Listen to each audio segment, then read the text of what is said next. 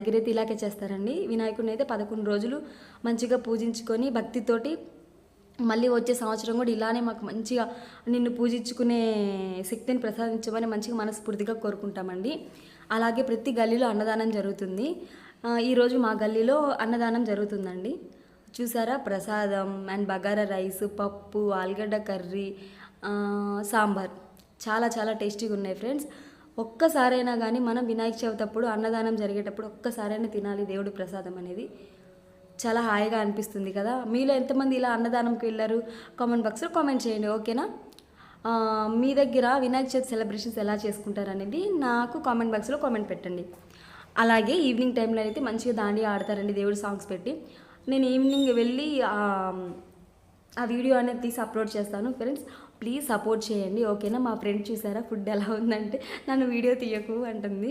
చాలా బాగుంది friends food అయితే.